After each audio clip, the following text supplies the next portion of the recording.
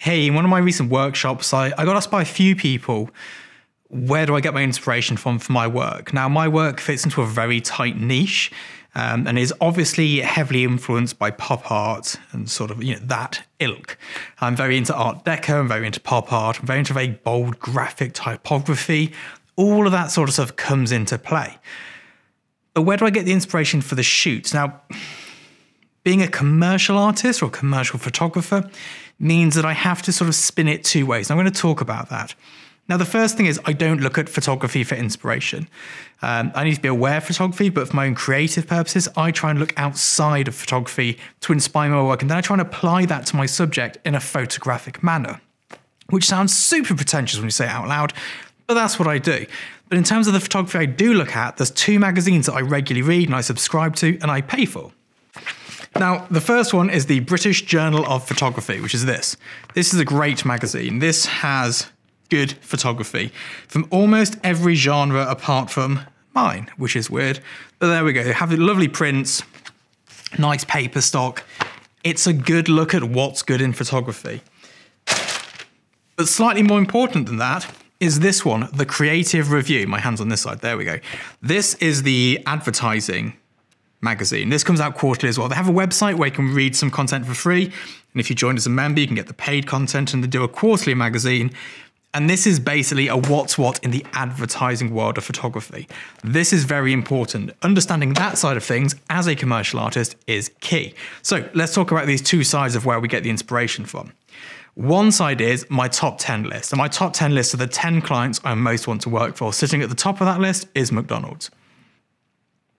The inspiration I'll get to create work for my portfolio to get McDonald's to hire me, that'll be created by me looking at what it is they're doing, which ad agencies and creatives they're working with, who's directing that work, what that agency's style is, what they're pulling together, and then how can I put my perspective onto that? How can I put my twist onto that? How can I go, right, this is where the direction this brand's going in. This is the agency and their direction they're going in.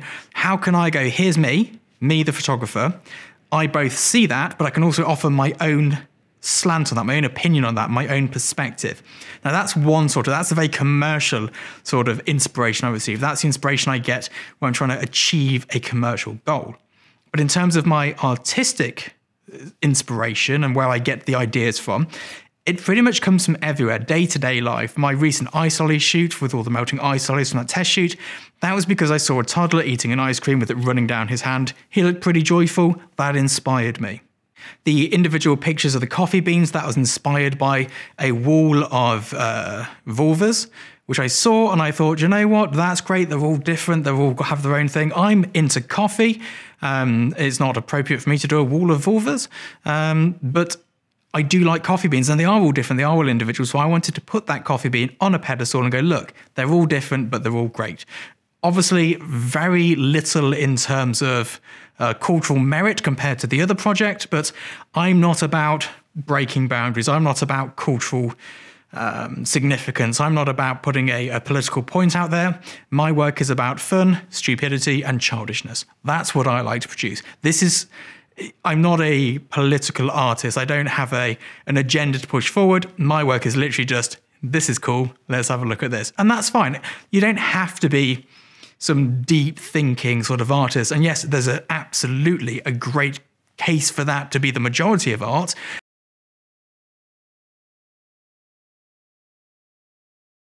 And it should be a vehicle to push things forward. But I don't feel that I'm intelligent enough to do that, so I don't. I stick to what I know.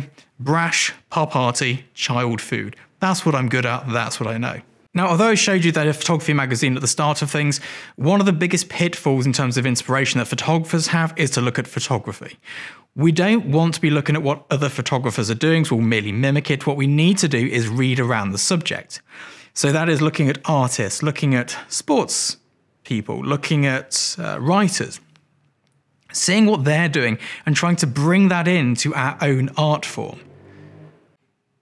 Being able to put your own perspective on something new is very unlikely because we can't really think of anything completely new. We need to already have that knowledge in there somewhere. So we need to find an idea and go, right, this person here in this art form, or in, the way that people make bricks is fascinating. I want to make a brick with a photograph. What can I do? How can I bring that in?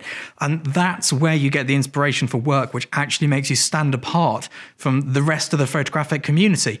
If you only get your inspiration from within our community, you'll become very insular, you'll become very closed off, and you'll become very homogenous. I think that's the right word. It'll all look the same. If you go onto most photography websites and look at the images, they all look the same.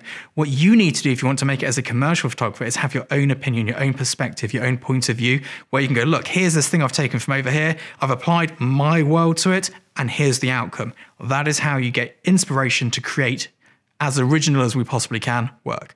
And I hope it's been of use to you, and I'll see you all soon. Bye-bye.